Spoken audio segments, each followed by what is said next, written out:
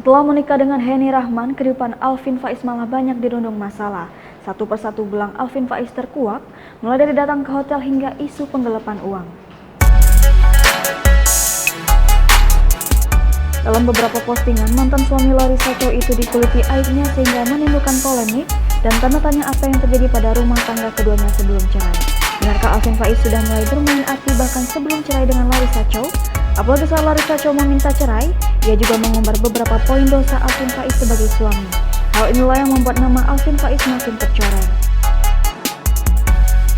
Diterpa banyak isu miring, Alvin Faiz langsung meminta maaf lewat akun Instagramnya.